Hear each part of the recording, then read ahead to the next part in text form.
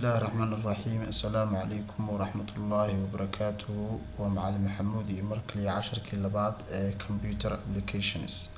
وحاو 10 كنا كبلاب ميا هاتي إلهي إدمو إن أينو مركا قلو ويندوز كا استعمال كي سيسدو الشقاي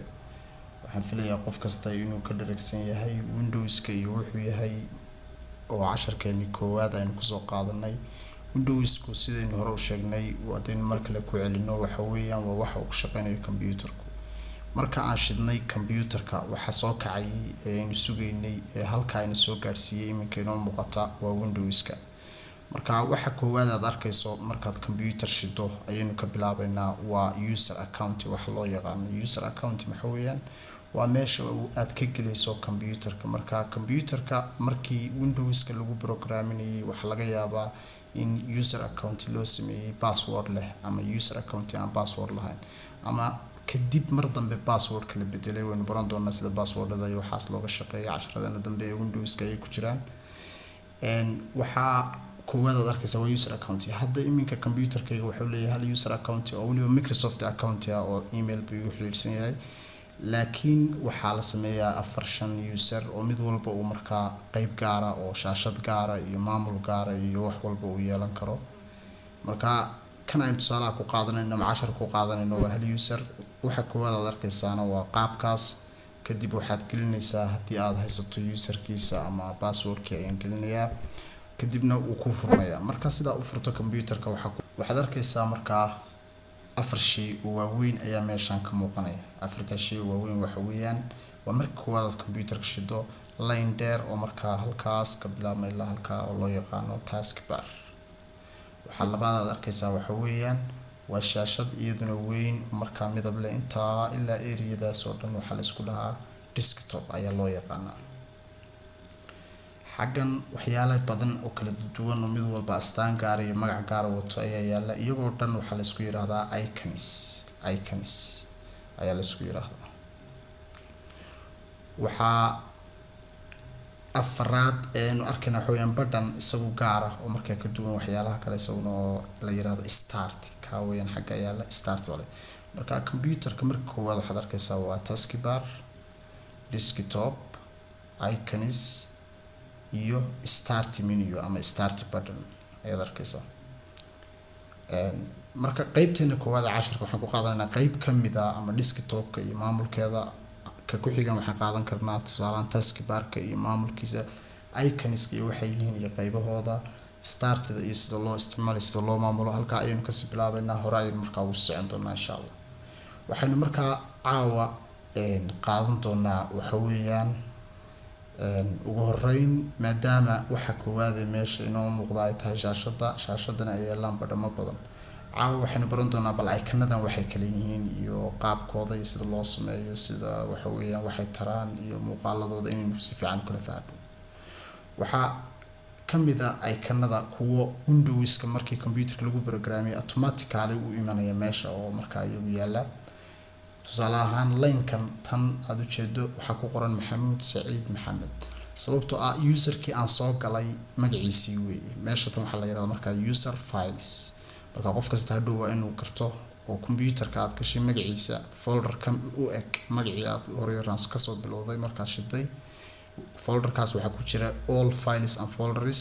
dhammaan faylashii iyo folder-radii of the user isticmaalaha tusaale ahaan markaan sii dhex galo isaga check iyo furo waxaad arkaysaa waxyaalaha ku jira oo dhan waxa weeyaan waxyaalihii videos ha noqdaan music ha noqdaan pictures ha noqdaan downloadskii wixii la soo dejiyay documentskii save garaysatay waraaqihii desktop-ka shaashada wixii yaalay marka waa fileski folderska oo dhan oo markaa galalkii oo dhan ayaa ku jira iyo faylashii uu markaa user-ku iska lahaa badhanka ka xiga aynu arkaynaa waxa weeyaan badhanka loo yaqaan this PC kaasna waa kuwa building-ka ah waa kuwa ku dhisan ayaan ka wada built-in baa la yiraahdaa marka meeshan iyadu waa this PC bariga horena waxa la oran jiray my computer markii xigtana waxa la oran jiray computer iminkana waxa la yiraahdaa this PC macnaheedu waxa weeye in ay markaa ina tusto disk drives and hardware connected to this computer waxa weeyaan disk driveska sida hard diskiga computerka markaad eegayso kan haddaad furto this PC waxaad arkaysaa hard diskiga computerka oo qaybsan qaybta iyo qaybtan iyo qaybtan iyo qaybtan haddii doonto waxay noqon kartaa hal qayb oo lama jarjarin ayaad dareemi kartaa aad ku arki doontaa kombiyuutarada qaar marka kombiyuutarka tusaale markaad iibsanayso waxaad ka eegaysaa marka hard diskigiisa halkaas oo kale waxaan ku haystaa 100GB oo marka ay free tahay 56 xagaan waxaan ku haystaa tusaale ahaan iska MBA iyada waxba lama xisaabiyo tan oo kale tan password baa ku xiran markaan password ka furnaa ayaa la arkay in GB marka la isku dardaro waxay isku noqonayaan 500GB sadraadeed computer baa ku noqon kara computer baa macnaha computerka qaybta wax kaydisa weey waxa kale meesha aan ku jirnay iminka la yiraahdo this PC marka this PC waxaad ku arkaysaa oo kale flashta hadii la soo geliyo computerka iyadina bartan ayay imanaysaa tusaale kaas oo kale ayay noqonaysaa oo xaga ku soo biiray marka flash hadii la soo geliyo waxa kale oo marka iyaduna meesha iman kara oo this PC lagu falaa laga isticmaalaa computerka in settingskiisa iyo waxyaalaha laga kala bedbedelo laakiin inta ugu muhiimsan ee iminka aan 10 kan ku wada xisaabtamayna idinka doonayna fahantaan waxa weeyaan this PC inay tahay folder ku dhisan Windowska in this PC ay tusto disk driveska ama qaybta wax kaydisa ee computerka oo laga eego halka iyo hardware-ka wixii qalab oo la soo geliyo hadii projector la soo geliyo hadii mobile lagu soo xiriiriyo hadii tusaale iminka mobile-kayga ayaan soo dhex gelinayaa computerka USB flashta ayaan waxa soo USB mobile-ka ku jira ayaan isaga soo geliyay this PC dhexdeeda ayaan waxaan ku arki doonaa marka mobile-kayga magaciisa iyo haddaan sii dhex galo wixii ku sii dhex jiray isaga marka ayaynu arkaynaa marka inkastoo iminka password baa ku mobile-kayga haddaan ka furo dib la arkayaa oo password ku xiran ayaa sababay inay qarsoomaan markaan furo waxaad arkaysaa marka mobile-kaygi oo isna wata memory ku jiro iyo phone-kii oo isna intaas ka buuxdo waxa weeyaan intaas waxa weeyaan hardware lagu soo xiriiriyo weeye iminka mobile-ka waa hardware maadaama isna wax dheeraad yahay device waa hardware flash waa hardware external hard drive waa hardware wax kasta lagu soo xiriiriyo computerka waxa laga eegayaa this PC waa fahanka guud aynu ka rabno inta ayna qaadato waxa kale oo iyaduna jirta meel la yiraahdo inta muhiimsan baan ka soo qaadanaynaa waxa la yiraahdaa recycle bin iyadana waxa weeyaan waa qashin qubkii waa meeshii wixii la dhiliido ay geliyeen meeshan wixii la dhiliido ay geliyeen wax kasto la soo dhiliido halka ay ku xiroonayaan si ku meel gaar waxaas oo dhan waxyaalaha aan dhiliiday hadii aan u baado dib aan u soo ceshanaya waan ku baran doonaa casharkeena xagan marka waxa weeyaan waa saddex shay ka kale soo raaca waxa la dhahaa inboga isagana wixii internetka iyo connectionka iyo deviceska la isku xiriirinayo waxa loo adeegsan doona waa folderka isna ku dhisan buu kamid yahay badankan isna control panel ku laftigiisu sometimes wuxuu shaashada mar walba yaala isna si original ma aha wax la sameeyay inta wixii ka soo haray ee iminka idin ku haray meeshaas iconiska ah ee meesha ku haray waa wax user ku leeyimi waxayna u kala baxaan laba qaybood qayb waxa la yiraahdaa qaybta koowaad waxa la yiraahdaa waa files ama videos wax userku ama isticmaaluhu ama shakhsiga computerka isticmaala uu samaystay ama ku diyaariyay meesha iyo programo computerka lagu shubay programada computerka lagu shubay waxaad ku garanaysaa kan oo kale waa program waxa la dhahaa Camtasia kan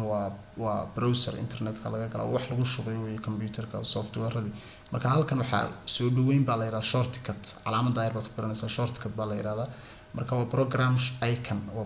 icon waxaan oo dhan waa programo kan waa program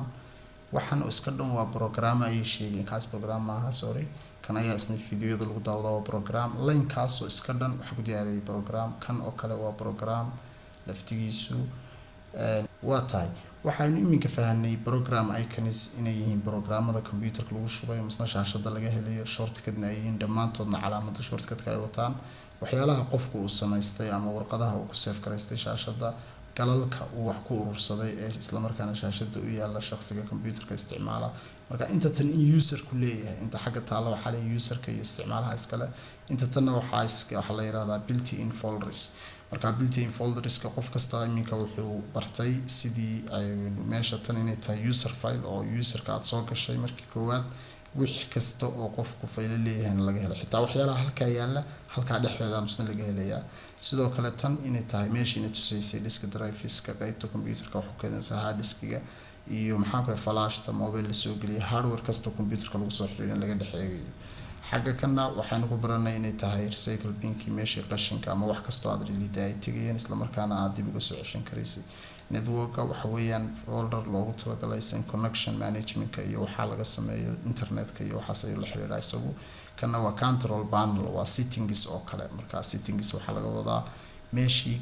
computerka settingskiisa waa mobilku wuxuu leeyahay settings wax laga hagaajiyo, wax laga xidho, wax laga furo, wax laga qariyo, wax laga bedelo. marka settingski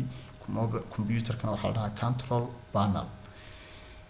intaas ayaan kusoo gabagabeynayaa. waxaan rajeynayaa insha Allah intan iyo intii hore in jawaab fiican iyo assessment fiican aynu ku sameyno, isla markaana aynu hore uga sii socono.